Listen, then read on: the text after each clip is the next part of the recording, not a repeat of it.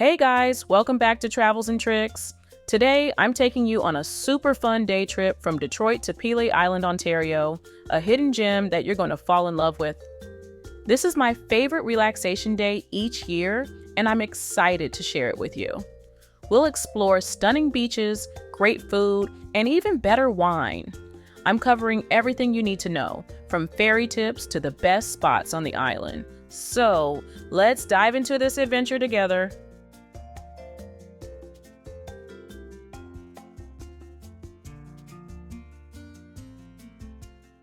So, the adventure begins with a scenic 1-hour drive from Detroit to Leamington, Ontario.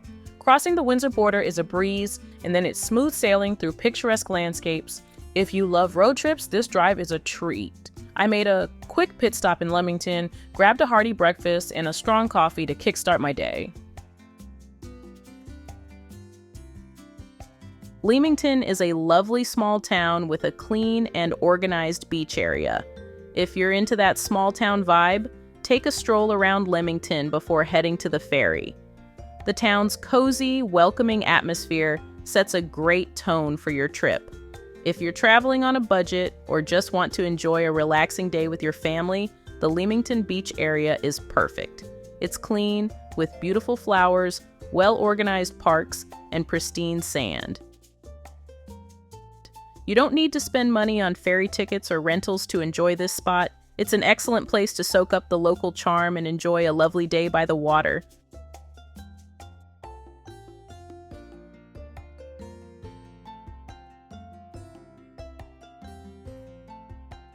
Alright, let's talk ferries. To get to Pelee Island, you'll need to catch the ferry from Leamington. Here's a crucial tip: book early, especially if you're bringing your car, as vehicle spots are limited and fill up quickly.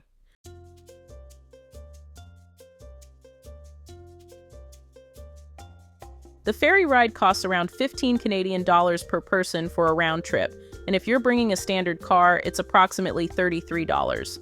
However, prices can change, so be sure to check the latest rates on their official website before making your reservation. The ferry ride itself is really relaxing. I usually like to hang out on the deck and enjoy the breeze, but they've also got indoor seating if you prefer to stay inside. You can grab a coffee or a little snack on board and just enjoy the view as you sail across Lake Erie.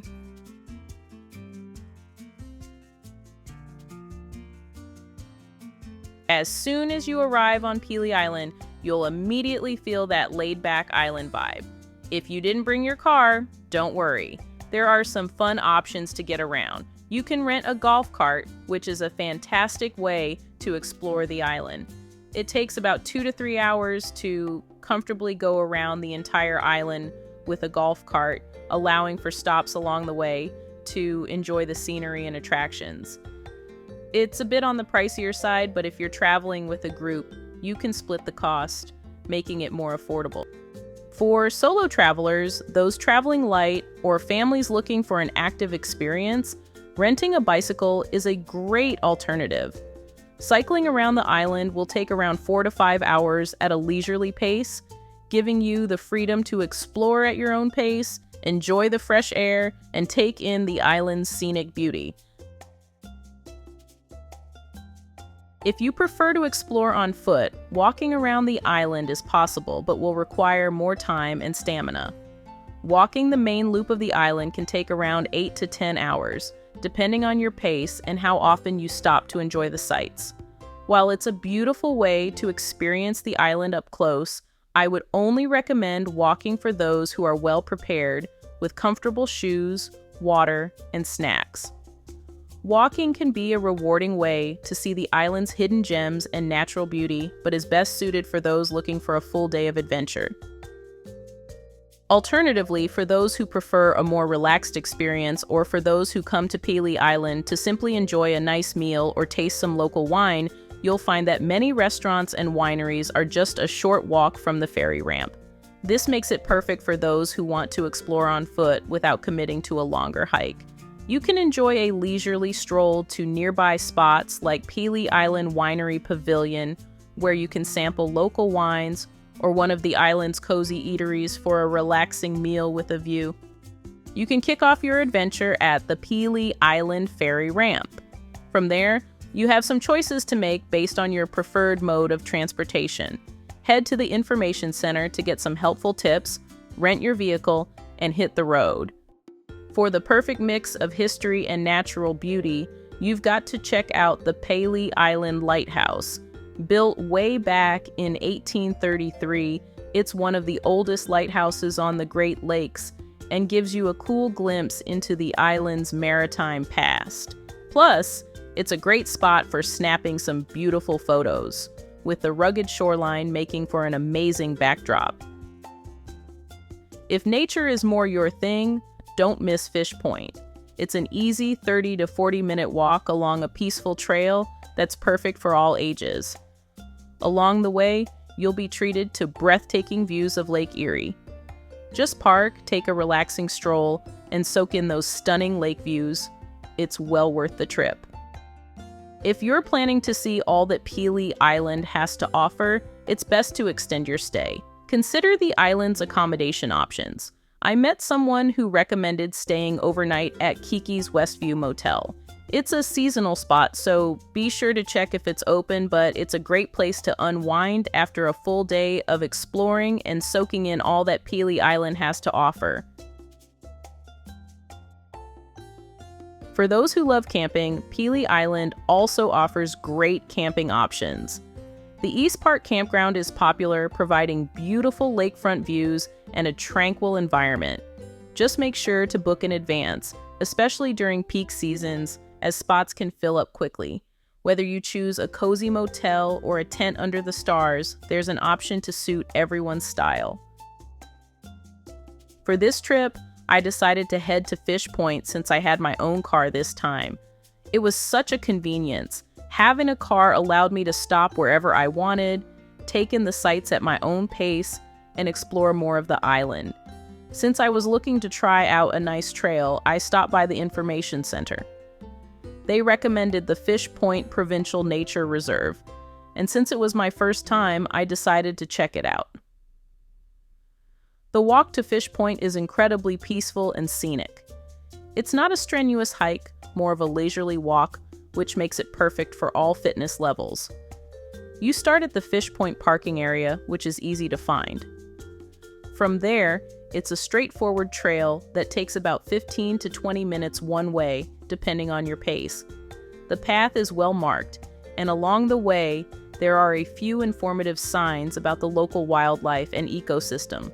I highly recommend reading these signs, especially the ones about the eastern fox snake, a non-venomous snake species that is native to the area. It's actually quite fascinating to learn about their habitat and the conservation efforts on the island. If you're not up for the full walk, don't worry. There are a few open areas near the start of the trail where you can relax and enjoy the lake view without going deep into the forest. These spots are perfect for a picnic or just to unwind with the sound of the water.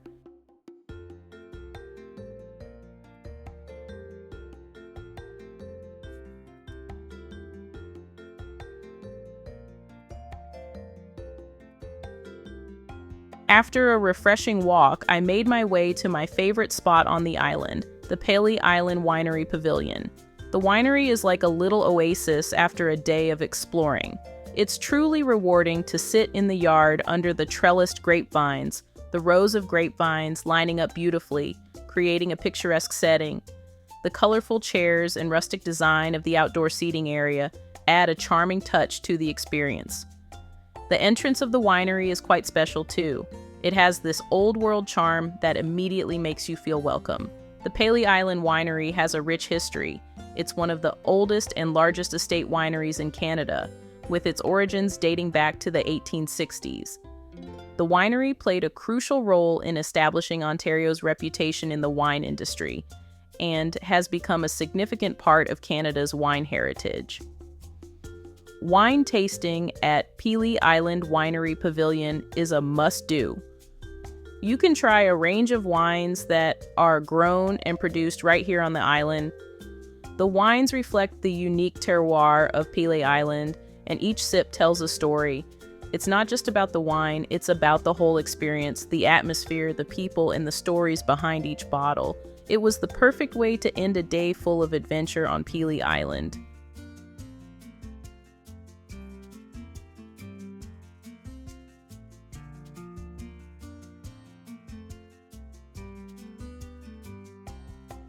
After a relaxing wine tasting at Pelee Island Winery, I was ready for some delicious food to complete the day.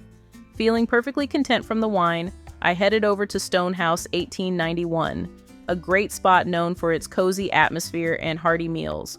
I decided to go for a classic Canadian poutine, crispy fries loaded with cheese curds and rich gravy.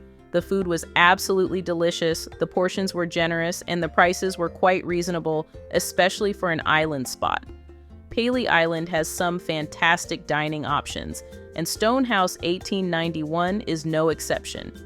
It offers a charming view of the ferry ramp, which makes it the perfect place to enjoy a meal while waiting for your ride back.